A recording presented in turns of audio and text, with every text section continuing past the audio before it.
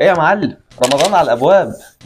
مستعد من ناحيه ايه؟ مش فاهم. من ناحيه استغلال الشهر المبارك احسن استغلال. نعمل ايه يعني؟ ما هو شهر صيام وبنصوم وعادي. عادي ازاي بس؟ خلينا متفقين الاول ان انا وانت ومعظم الناس مش احسن حاجه في العباده. بمعنى اننا في الصلاه بنمشي على سطر ونسيب سطر، مقصرين في صله الرحم. لو قرانا ورد قران في يوم بنفوت بعدها اسبوع. لو قدرت تمسك لسانك عن الشتيمه مش بتعرف بعدها 10. ان قدرت تغض بصرك في مره مش هتقدر تمسك نفسك في الثانيه. وايه الجديد؟ ما احنا عايشين عشان نغلط ونصلح، وربنا غفور رحيم. معاك حق. خير الخطائين التوابون. يا عم ماشي والله معاك حق، بس اسمع مني الاول. سامعك. احنا بنغلط كل يوم وبنرجع بعدها، بس انا جاي اكلمك في مستوى اعلى من الصلاة. خصوصا ان عندك فرصة ذهبية لازم نستغلها، اللي هي شهر رمضان. يا اخي هسألك سؤال بسيط، ايه اول حاجة بتيجي في بالك لما بتسمع جملة شهر رمضان؟ الصيام. حلو. هل بقى الصيام عن الاكل بس؟ اكيد لا، ده الصيام عن الاكل وعن الشتايم وعن اي حاجه ما ترضيش ربنا. طب بعيدا عن الاكل، هل بقى اللي حرام نعمله في نهار رمضان حلال نعمله بعد الفطار او باقي ايام السنه؟ لا طبعا، كده حرام وكده حرام، بس هو يعني بيبقى احترام الشهر الفضيل. طب وليه بقى الاحترام ده ما يبقاش اساس عندك طول السنه؟ هل ربنا امرك انك تحترم نفسك في شهر رمضان بس؟ برضه لا، اللي حرام جوه رمضان حرام باقي السنه. امال ايه بقى؟ بس بتحس ان شهر رمضان له مكانه خاصه لوحده كده، فالواحد يتعود انه ما ينفعش خالص يعمل حاجه غلط خلال الشهر، حتى لو متعود اعملها طول السنه. وبعد ما الشهر ما يخلص بكام ساعه بترجع برضه للعبث اللي كنت بتعمله قبل الشهر. تصدق يا اسطى انا بشوف العباده بتاعتي الكيرف غريب قوي، بيفضل ماشي كده طبيعي، وفي رمضان يطلع فوق وينزل تاني مع اول يوم العيد. طب كويس والله انك واخد بالك من النقطه دي. تيجي نصلحها ونخلي الكيرف بتاعنا فوق طول السنه؟ يا ريت والله، لان ساعات بحس اني منافق وده بيأنب ضميري. طب صلي على النبي.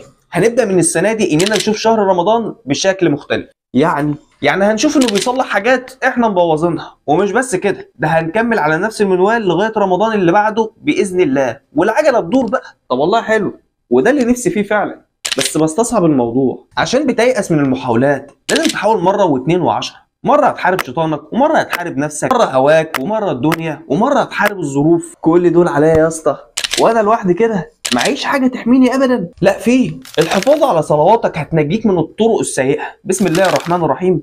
إن الصلاة تنهى عن الفحشاء والمنكر. ايه تاني يحميني؟ ايه تاني يحميك؟ قراءتك لورد قرآن يوميا هيحسن نفسيتك وهيفتح عقلك وهيخليك تفكر في مستقبلك بأحسن طريقة، وهيقودك للنجاح دايما، وهيخليك مستقيم في كل شيء. بسم الله الرحمن الرحيم. إن هذا القرآن يهدي للتي هي أقوم. عايز أعرف أكتر. عايز تعرف إيه تاني هيحميك؟ غض البصر. انك تبقى عارف حدودك ومكتفي بحلال ربنا، ده هيديك ثقة في نفسك وهيخليك تحس بقيمة ذاتك عن اللي حواليك. غض البصر هيظبط بوصلتك وهيحسن اهدافك تجاه افضل شريك لحياتك، ايا كان هي موجودة او لسه بتسعى انك تعيش معاها في حلال وبالحلال. كده معانا الحفاظ على الصلاة وقراءة القرآن يوميا وغض البصر.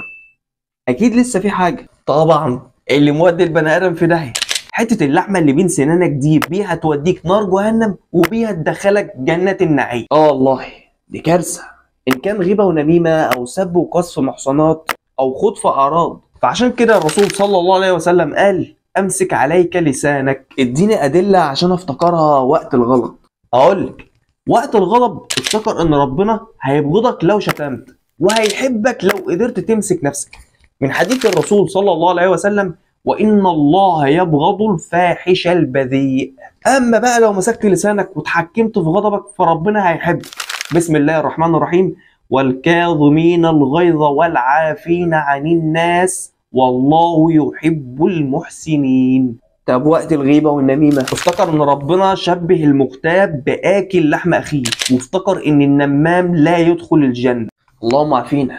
طيب وقت الخوض في الاعراض وقذف المحصنات، وقت ما تلاقي واحده معديه وتفكر ترمي كلمتين، افتكر انك هتتلعن في الدنيا وفي الاخره، وكمان مستنيك عذاب عظيم. وملخصا واجمالا بقى، كل جارحه وكل حاسه فيك هتشهد عليك يوم القيامه. كله لسانك هينطق بكل حاجه قلتها، وكل عضو في جسمك هينطق باللي استخدمته فيه، ده حتى الارض اللي مشيت عليها هتشهد عليك. ده بقى ما عنديش اي حجه ان اقع في غلط بعد كده. احنا مش معصومين من الخطا، بنغلط وهنفضل نغلط. المهم ان احنا بنرجع وبنتوب، والاهم انك تجاهد نفسك في عدم الوقوع في الغلط، وتخلص نيتك للخير، وتحاول تمشي مستقيم في طريق الله ورسوله. وبس كده. السلام عليكم ورحمه الله وبركاته.